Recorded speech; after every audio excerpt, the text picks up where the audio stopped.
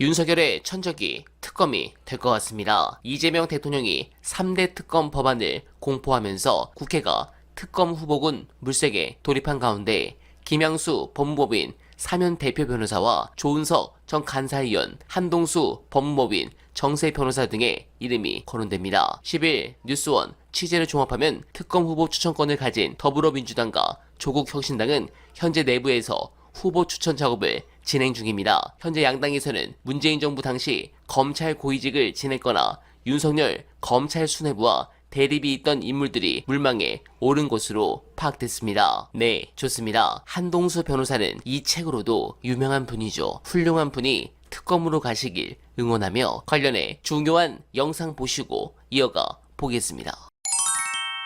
저희도 민생이 제일 중요하다고 생각합니다. 예. 그러면 이제 민생과 개혁 과제를 어떻게 나눠서 갈 것이냐가 예. 이제 중요한데 정부는 예. 민생에 집중을 하는 게 맞습니다. 수많은 여러 가지 집행 기능을 예. 활용해서 민생에 집중하고 개혁 과제는 국회가 주도해서 가는 게 맞다고 생각합니다. 예. 그래서 법무부 장관이나 민정수석이 검찰 개혁에서 굉장히 중요한 자리이고 중요한 역할을 예. 하는 건 맞긴 하지만 실제 주도권은 국회가 가지고서 검찰 개혁만 생각하면 3개월 이내에 마무리를 지어야 된다고 생각합니다. 그러니까 법안 처리를 기준으로. 예. 그래서 3개월 이내에 공소청 설치하고 중수청 설치하고 검찰청 폐지하는 법안을 통과시켜 놓고 그리고 이런 것들을 아우르는 국가 수사위원회 이런 예. 것들을 좀 설치해 놓는 법을 통과시키고 예. 실제 출범. 시행 시기는 예. 한 1년 정도 유예 기간을 두면 1년 내에 충분히 준비할 수 있다라고 생각하거든요. 예. 통과 시점은 한 3개월 이내 예. 그리고 출범 시점은 통과된 날로부터 한 1년 정도 이후 이렇게 생각하면 되지 않을까. 그럼 현재 검찰 제도로 앞으로 1년 한 3개월쯤이 더 간다는 말씀이신데 네네. 그동안의 어떤 지금의 권력을 가지고 검찰의 저항 가능성 이런 거에 대한 우려는 없습니까?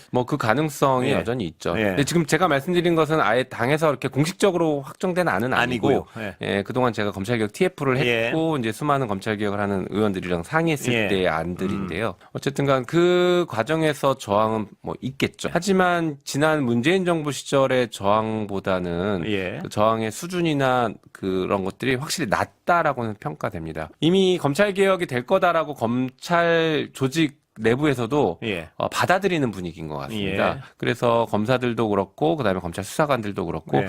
이번 검찰개혁은 막을 수 없을 것 같다 이렇게 생각하는 것 같아요. 그래서 예. 조직적인 저항은 지난 문재인 정부보다는 덜할 것이다라고 생각합니다. 네, 공감합니다. 그리고 법원 개혁도 중요합니다. 애초 헌법 84조 취지가 대통령이 직무 집행에 전념할 수 있도록 특권을 인정해야 한다는 점을 감안해야 한다는 지적이 절대 다수의 의견입니다. 만약 재판이 진행돼 형사처벌이 확정되면 공직선거법상 대통령직을 상실하게 돼 국정 혼란과 국민의 삶 등 국가 전체가 불안정한 상태에 빠지게 된다는 논리입니다. 이런 의미에서 헌법 84조에 명시된 형사상 소추는 기소로 시작돼서 모든 재판에 이르는 절차라는 게 다수 헌법학자들의 시각입니다. 이런 사정을 누구보다도 잘 알고 있을 대법원이 헌법 84조 해석을 하지 않는 것을 두고 다양한 관측이 나옵니다. 민주당은 서울고법의 결정에도 조만간 형사소송법